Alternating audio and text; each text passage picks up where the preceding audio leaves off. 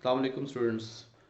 Hope का कल का लेक्चर आपको समझ आ गया होगा जिसमें हमने फ्रेज़ के बारे में पढ़ा है और हमने देखा कि फ्रेज़ क्या होता है। फ्रेज़ पार्ट ऑफ सेंटेंस है और उसमें अब उसका अपना एक सब्जेक्ट नहीं होता, ना ही उसका अपना कोई प्रेडिकेट होता है।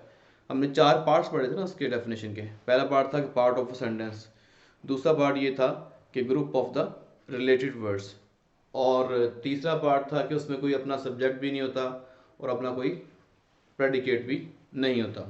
और लास्ट पार्ट उसका ये था कि वो खुद से अपनी सेंस कन्वे नहीं कर सकता। जब तक के सेंटेंस में रहता है तो उसकी सेंस कन्वे होती है, लेकिन जैसे ही सेंटेंस से बाहर जाता है तो उसकी सेंस कन्वे नहीं होती।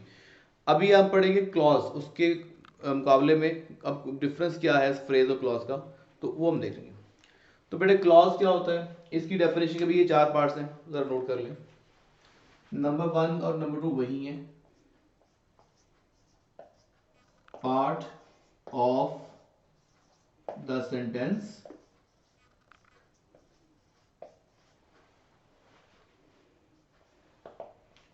And group of the related words. ये तो पहले दोनों पार्ट्स वैसे के वैसे ही हैं, फिर लिखिए साथ साथ लिखते जाइए, शाबाश। इट contains or keeps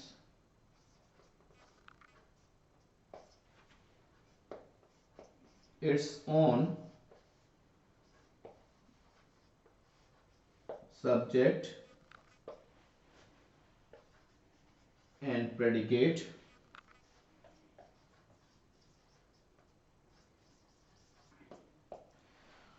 और बेटा चौथा पार्ट जो है last one, that is it can convey its meaning or sense by its own।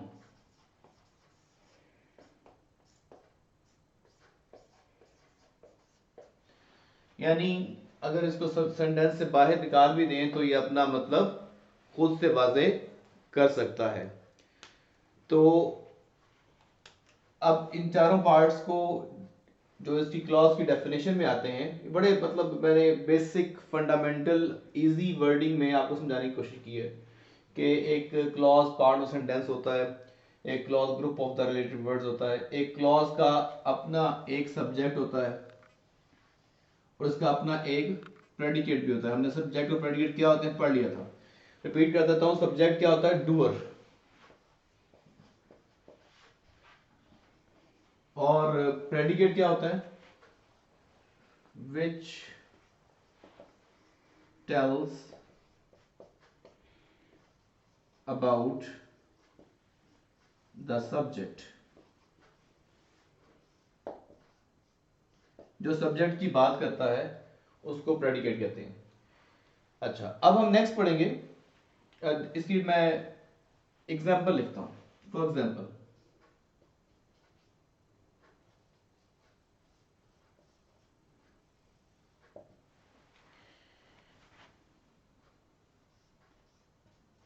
he plays cricket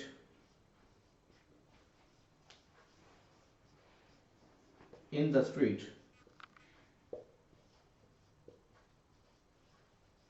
ये मैंने जानबूझ के सेंटेंस चूज किया कल भी, यानी कि जब हमने फ्रेज पढ़ा था तो फ्रेज के लिए भी मैंने सेम डेफिनेशन लिखी थी। अभी क्लॉज सेम एग्जांपल दी थी, और अभी क्लॉज पढ़ रहे हैं तो क्लॉज में भी सेम एग्जांपल मैं दिए ताकि आपको एक कंपैरेटिव एनालिसिस समझ आ जाए। देखिए बेटा, ये जो अंडरलाइन पार्ट है ना, that is a clause. Now how is it a clause, we can check part of the sentence। This is a sentence and this is part of this sentence। तो एक क्लॉज हमेशा sentence का part होता है। Group of the related words, he plays cricket, three words हैं और तीनों एक दूसरे से रिलेट कर रहे हैं, इंटरलिंक्ड है, ये तीनों इंटरलिंक्ड है। मैं ऐसा नहीं कर सकता कि ही इधर लिखूं, प्लेस कहीं और लिखूं, क्रिकेट कहीं और लिखूं। तो ये तीनों क्या है, group of the related words. फिर it can convey it contains its own subject and predicate. What is it? Subject, a doer. What is the subject? A doer. Performer. And this is predicate. This is a predicate.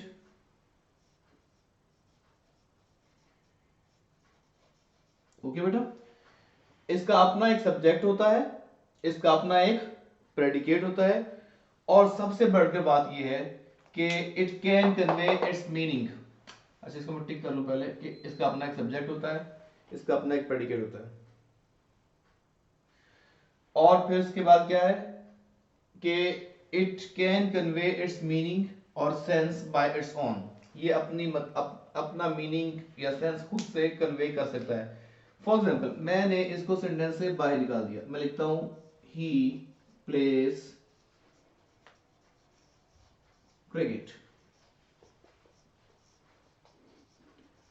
और मैं यहां पे full stop लगाता हूं, तो बेटा ये अभी भी अपना मीनिंग कन्वे कर रहा है। मैंने सेंटेंस से बाहर निकाल दिया, तो क्या ये अपना मीनिंग कन्वे कर रहा है? यस, ही प्लेज क्रिकेट, वो क्रिकेट खेलता है। तो इसका मतलब क्या हुआ कि ये एक क्लॉज है, जो पार्ट ऑफ सेंटेंस भी होगा, जो group of the related words भी हैं, जिसका अपना सब्जेक्ट और अपना प्रेडिकेट भी होगा, और जो अपनी सेंस खुद से कन्वे भी कर सकता होगा, वो क्या है? वो एक क्लॉज है। जबकि ये वाला पार्ट जो था, कल हमने पढ़ा था प्रीवियस लेक्चर में कि ये एक फ्रेज है,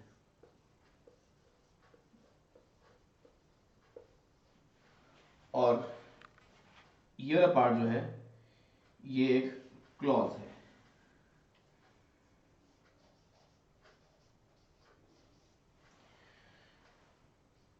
ठीक, आई होप आपको यहां तक समझ आ गई होगी। फिर भी कोई बात समझ ना आए तो अभी लेक्चर के एंड पे मैं एक सेशन रखूंगा जिसमें मैं आपसे कहूंगा कि आप क्वेश्चन कर लें, तो आप क्वेश्चन कर सकते हैं। लेकिन अभी इस लेक्चर के दौरान मैंने आपको ये बता दिया कि क्या क्लॉज है और क्या फ्रेज होता है। डिफरेंस यहाँ पे आता है, पहले दोनों पार्ट्स क्लॉज के और फ्रेज के रिजेंबलिंग हैं, जबकि अगले जो दो पार्ट्स हैं ये वाले, ये बिल्कुल उससे ऑपोजिट हैं। ये रिजेंबलिंग पार्ट है, वो भी सेंटेंस का हिस्सा और वो भी ग्रुप ऑफ रिलेटेड वर्ड्स है, लेकिन उसका अपना सब्जेक्ट भी नहीं होता था, उसका अपना कोई प्रेडिकेट भी नहीं। देखो ना, इसका कोई सब्जेक्ट नहीं है, ना ही इसका अपना कोई प्रेडिकेट है। तो हम इस लेक्चर में ये बड़े अच्छे तरीके से समझ सकते हैं कि क्लॉज और एक फ्रेज में क्या डिफरेंस है। क्लॉज का अपना सब्जेक्ट भी होगा, अपना प्रेडिकेट भी होगा। फिर क्लॉज को सेंटेंस से बाहर फेंक दें, आप निकाल दें, तो भी क्लॉज अपनी खुद से मीनिंग कन्वे कर सकता है। We can put a full stop over here and it conveys its meaning. For instance, मैं इसको निकालता हूं सेंटेंस से बाहर, मैं लिख देता हूं इन द स्ट्रीट। अब क्या मैं यहां फुल स्टॉप लगा सकता हूं? मैं यहां फुल स्टॉप नहीं लगा सकता, क्योंकि अपना मीनिंग ये फुली कन्वे नहीं कर रहा, इसलिए मैं यहां फुल स्टॉप भी नहीं लगा सकता। तो ये इस तरह से ये एक फ्रेज है। ओके जी, अब हम थोड़ा सा प्रैक्टिस कर लेते हैं क्लॉज और फ्रेज की। अच्छा जी, अब ऐसा है कि मैं कुछ सेंटेंसेस लिखता हूँ, आप उन सेंटेंसेस को नोट कर लें साथ साथ मैं, और फिर हम इसको थोड़ा सा डिटेल में देखते हैं कि कहाँ से कहाँ तक क्लॉज है, कहाँ फ्रेज है, वगैरह वगैरह। Examples,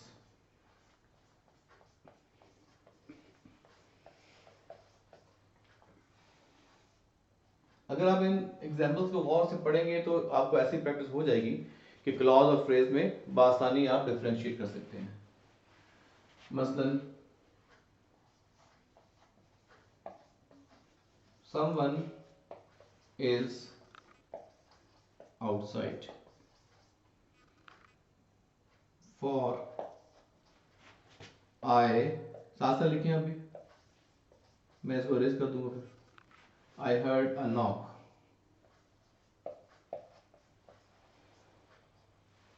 sentence number 1। Sentence number 2 लिखिए, he is happy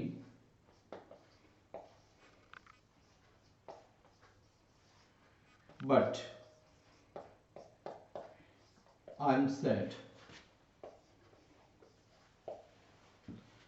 sentence number 3 लिखिए बेटा,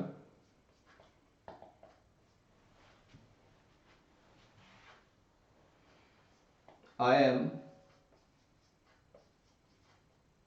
नॉट फीलिंग वेल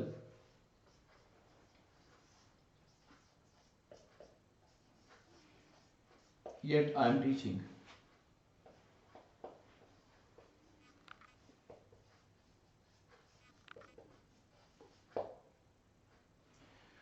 जी बेटा, 3 सेंटेंसेस। नंबर 4 लिखें,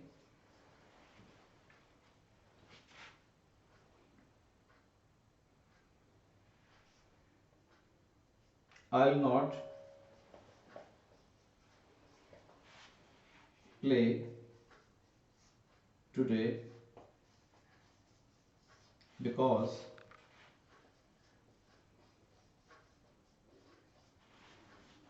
my exams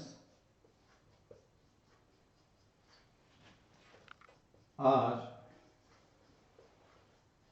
going on। Number 5,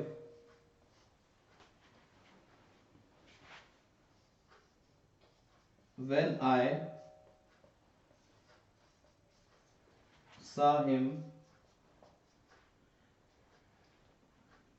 comma, he was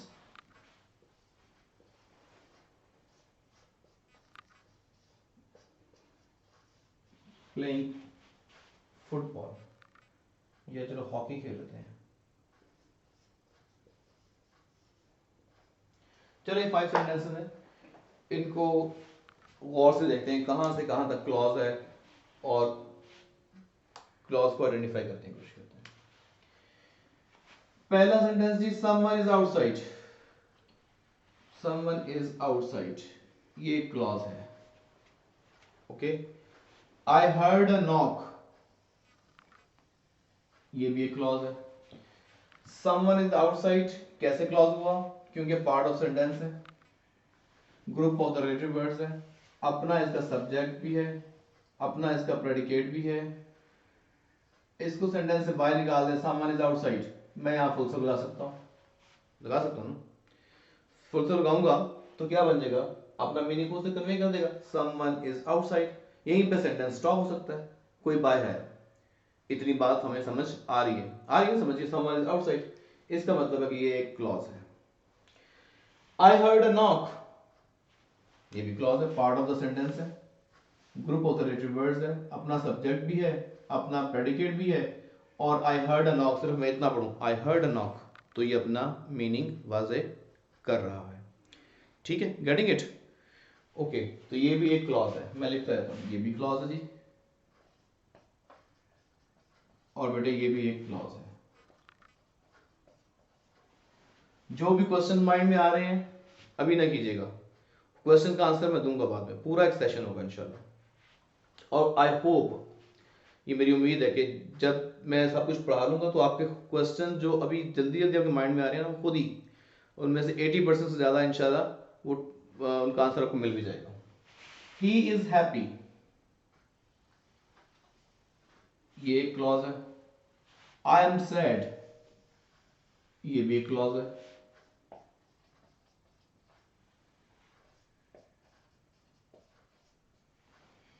खुद से आप अंडरलाइन करेंगे सेंटेंस को, शाबाश कीजिए। I am not feeling well yet I am teaching, तो इस सेंटेंस में क्लॉज कौन सा है? Yes, I am not feeling well clause है। आई एम टीचिंग, ये भी एक क्लॉज है।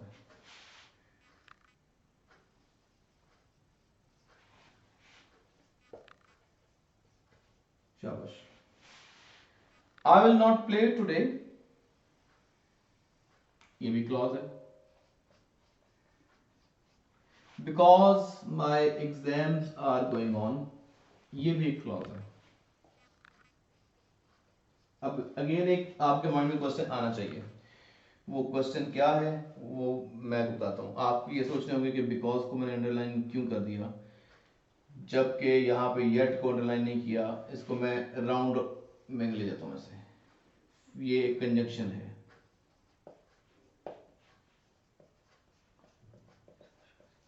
बट को भी मैंने किसी क्लॉज का पार्ट नहीं बनाया क्योंकि ये भी एक कंजंक्शन है। येट को भी मैंने इसी तरह से किसी भी क्लॉज का पार्ट नहीं बनाया क्योंकि ये भी एक कंजंक्शन है। बिकॉज भी कंजंक्शन थी तो इसको मैंने इस क्लॉज के साथ अंडरलाइन कर दिया। इसकी क्या रीजन है? ऐसे he when I saw him, मैंने व्हेन को भी अंडरलाइन कर दिया, हालांकि व्हेन एक कंजंक्शन थी, होना तो ये चाहिए था। आई सॉ हिम क्लॉज है, व्हेन भी आ गया, और बरल क्लॉज तो है ना, ये लिख लेते हैं clause. He was playing hockey, ये भी क्लॉज है।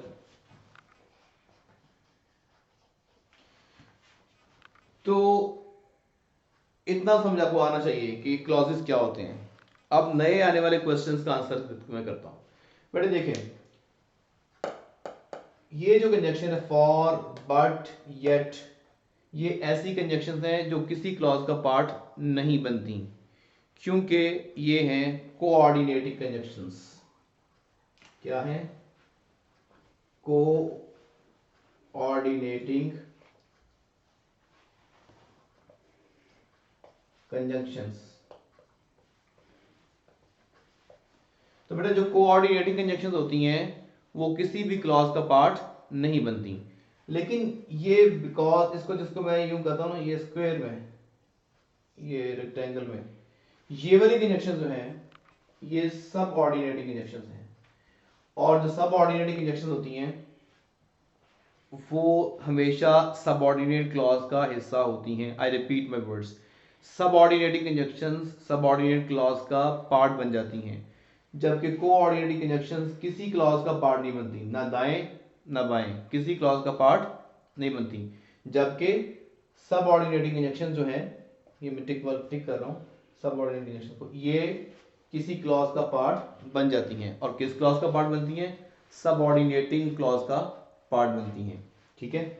अब रहा क्वेश्चन ये कि भाई कैसे पता चलेगा कि कौन सा क्लॉज सबऑर्डिनेट, कौन सी कंजंक्शन कोऑर्डिनेटिंग है और कौन सी कंजंक्शन सबऑर्डिनेटिंग है, वो मैं आपको बाद में बताता हूँ। पहले जरा इसको एक दफा फिर देख लेते हैं। क्या इसको मैं सेंटेंस से बाहर निकाल दूं, ही इज हैप्पी, तो फुल स्टॉप लग सकता है? बिल्कुल लग सकता है, क्योंकि ही इज हैप्पी जो है ये क्लॉज है, और फुल स्टॉप लगाएंगे तो एक सेंटेंस बन जाएगा। अब ये सिंपल सेंटेंस बन जाएगा। ऐसे ही आई एम सैड जो है किसी भी क्लॉज को सेंटेंस से बाहर निकाल दें। आई heard a knock, someone is outside, I am teaching, I am not feeling well, किसी भी क्लॉज के एंड पे फुल स्टॉप लग सकता है। लेकिन मैं यहां पे आता हूं सेंटेंस नंबर 4 में, because my exams are going on, सिर्फ मैं इसको लिखता हूं because my exams are going on. क्या आपको लगता है कि अपनी सेंस पूरी कन्वे कर रहा है? यस, ये अपनी सेंस पूरी कन्वे नहीं कर रहा। हमें लगता है कि इससे पहले या इसके बाद कोई ना कोई चीज, कोई इंफॉर्मेशन होनी चाहिए, तब ये अपनी सेंस कन्वे करेगा, अदरवाइज अपनी सेंस कन्वे नहीं करेगा। Same is the case of here, when I saw him को हम सेपरेट नहीं कर सकते, ये सेपरेट होकर अपना मतलब खुद से वाजे नहीं करेगा। लेकिन ही वॉज प्लेइंग हॉकी, सिर्फ मैं पढ़ूं ही वॉज प्लेइंग हॉकी, तो ये अपनी सेंस कंप्लीट कर रहा है। तो बेटा जो अपनी सेंस, जो ऐसा क्लॉज, इसका मतलब है कि दो तरह के क्लॉजेज हैं। क्या है? दो तरह के क्लॉजेज हैं। एक वो वाले जो अपनी सेंस पूरी कंप्लीट करते हैं और उनके एंड में फुल स्टॉप लगा दें तो वो एक सिंपल सेंटेंस बन जाएगा। मतलब मैं अगर लिखता हूं समवन इज आउटसाइड और फुल स्टॉप लगा दूं तो ये एक सिंपल सेंटेंस बन गया। अब ये क्लॉज नहीं रहेगा बल्कि सिंपल सेंटेंस बन जाएगा। क्यों? क्योंकि क्लॉज जो होता है वो तो किसी सेंटेंस का पार्ट होता है। यहां पे ये क्लॉज है क्योंकि ये सेंटेंस है, ये पूरा सेंटेंस है और ये उसका पार्ट है। पूरे सेंटेंस की मौजूदगी में उसका पार्ट क्या कहलाएगा बेटे? क्लॉज कहलाएगा। ऐसे ही पूरे सेंटेंस की मौजूदगी में उसका ये वाला पार्ट भी क्लॉज कहलाएगा। लेकिन अगर मैं सिर्फ एक पार्ट को, एक क्लॉज को अलग कर दूं, मतलब मैं लिख दूं आई heard a knock, I heard a knock, तो अब ये एक सिंपल सेंटेंस बन गया। तो ऐसे तमाम क्लॉजेस जो अपना मतलब पूरा पूरा वाज़ेह करते हैं उनको बोलते हैं मेन क्लॉज। तो अब मैं, पहले मैं तो बोल रहा था सिर्फ क्लॉज, अब क्या बोल रहा हूं, main clause.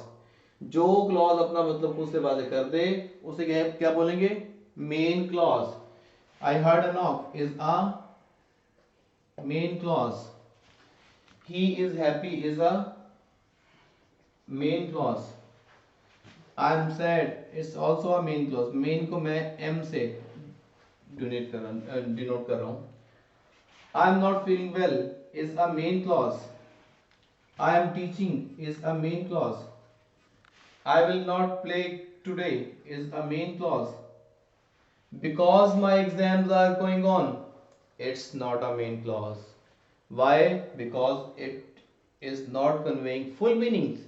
Without sentence it is incomplete, without remaining part it is incomplete, and since it is incomplete without the main part या remaining part, it is called as subordinate clause. क्या बेटे, subordinate clause। Main clause ऐसा clause जो अपना मतलब खुद से वाजे पूरा पूरा ना कर सके उसे बोलते हैं सबऑर्डिनेट क्लॉज। हाँ जी बताएं, नीचे वाले सेंटेंस में दो क्लॉजेस हैं, इनमें से कौन सा मेन क्लॉज है और कौन सा सबऑर्डिनेट क्लॉज है? शाबाश, ये मेन क्लॉज है क्योंकि ये अपना मतलब वाजे कर रहा है, ही वाज प्लेइंग क्रिकेट, ये एक मेन क्लॉज है। जबकि ये एक सबऑर्डिनेट क्लॉज है जो कि अपना मतलब वाजे नहीं कर रहा, तो ये क्या हो जाएगा, सबऑर्डिनेट क्लॉज। एक और निशानी देखें, तमाम मेन क्लॉज किससे स्टार्ट हो रहे हैं, सब्जेक्ट से, subject subject subject subject, doer subject, देखें। लेकिन सबऑर्डिनेट क्लॉज किससे स्टार्ट हो रहा है, सबऑर्डिनेटिंग कंजंक्शन से। ये किससे स्टार्ट हो रहा है, सबऑर्डिनेटिंग कंजंक्शन से। अच्छा, आई होप आपको यहां तक समझ आ गई होगी, फिर भी क्वेश्चन माइंड में है जरूर पूछिएगा, जस्ट थोड़ा सा और वेट कर लें।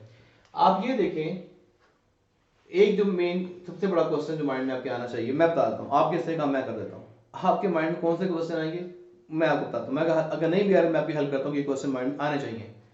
मसलन आपके माइंड में क्वेश्चन आना चाहिए कि फॉर अंडरलाइन क्यों नहीं हुआ, बट को अंडरलाइन नहीं किया, येट को अंडरलाइन नहीं किया, ये बस बेचारे बिकॉज को अंडरलाइन क्यों कर दिया, इसने क्या आपका नुकसान किया हुआ है। इस वैन को क्यों नहीं बख्शा, इसको अंडरलाइन कर दिया आपने, इनको छोड़ दिया, इन्होंने को रिश्वत दी है आपको। तो बेटे इसका आंसर ये है कि ये है आज़ाद, ये बड़े बड़े लोग हैं, ये आज़ाद हैं, ये हैं कोऑर्डिनेटिव कंजक्शंस, इनको कोई पूछने वाला ही नहीं होता। हाँ ये बेचारे सब ऑर्डिनेट, जिसका उर्दू में कहते हैं मातहत, जो अपना गुजारा खुद से ना कर सके, तो सब ऑर्डिनेट कंजक्शन जो होती है ना वो हमेशा उसको सब ऑर्डिनेट क्लॉज पकड़ लेता है, जबकि कोऑर्डिनेट कंजक्शन को कोई भी हाथ नहीं डाल सकता। ये बड़ी मछली है, इन्हें कोई नहीं पकड़ सकता, जाल में ये बेचारी आती हैं, पकड़ी जाती हैं। आगे समझ, यानी कि आसान अल्फाज में कोऑर्डिनेट कंजक्शन किसी क्लॉज का पार्ट नहीं बनते, सबऑर्डिनेट कंजक्शन हमेशा सबऑर्डिनेट क्लॉज का हिस्सा बन जाते हैं। अब रही बात कि कौन कौन सी कंजक्शन कोऑर्डिनेटिंग है और कौन कौन सी कंजक्शन सबऑर्डिनेटिंग है, ये कोई ख्वाब में आने वाली चीज़ नहीं है, ये मैं आपको समझा देता हूँ। नेक्स्ट हमारी स्लाइड जो है इसी पे ही है। अच्छा जी, अब देखते हैं जी कंजक्शंस क्या होती हैं।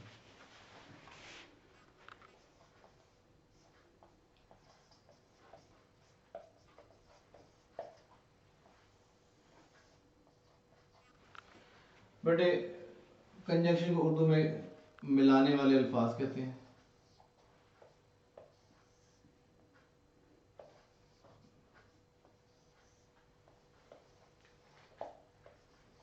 साथ साथ लिखते जाइए, मिलाने वाले या जोड़ने वाले अल्फाज।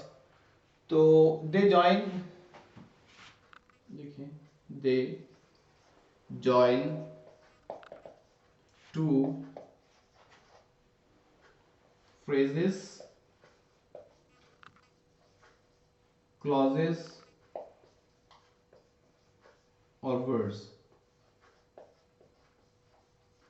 दो अल्फाज को भी जोड़ते हैं, दो फ्रेजेस को भी जोड़ते हैं और दो क्लॉजेस को भी जोड़ते हैं, और ज़्यादा भी क्लॉजेस को जोड़ सकते हैं, लेकिन कम से कम दो क्लॉजेस, दो फ्रेजेस, दो अल्फाज को जोड़ने वाले अल्फाज को हम कंजक्शन कहते हैं। मैं बहुत डिटेल में इंशाल्लाह आपको कंजक्शन पढ़ाऊंगा। आज सिर्फ और सिर्फ विद रेफरेंस टू क्लॉजेस मैं कंजक्शन पढ़ा रहा हूँ, इसलिए एक हल्का सा एक स्पेसिफिक सा इंट्रो है। बाकी इसको डिटेल में कंजक्शन को एक अलग लेक्चर में पढ़ेंगे। तो basically they are of three kinds. One, coordinating,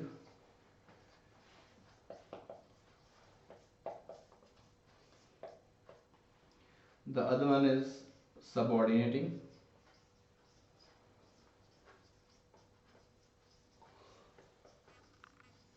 and the remaining one is correlative.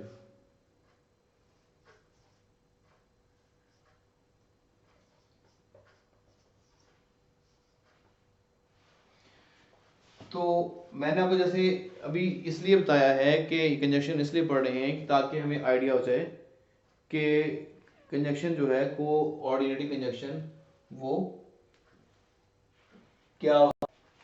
Correlate, अब ये तीनों इनमें से कोऑर्डिनेटिंग कंजक्शन कौन सी है? वो फैन बॉयज कंजक्शन है।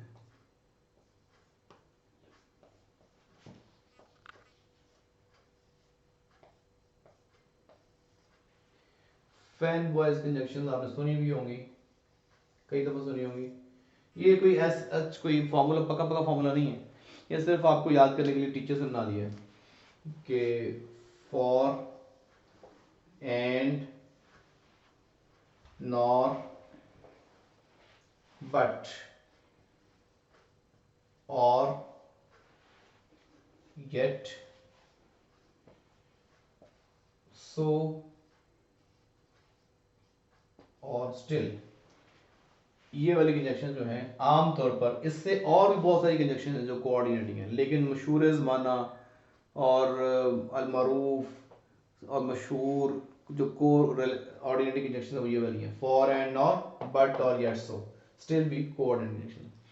अच्छा, आज के लेक्चर के लिए, वैसे मैं इसकी डिटेल बताऊंगा, लेकिन आज के लेक्चर के लिए लिख लें कि जो कोऑर्डिनेटिंग कंजक्शन नहीं है वो सारी की सारी कौन सी हैं? सबऑर्डिनेटिंग। तो मैं आसानी के लिए लिखता हूं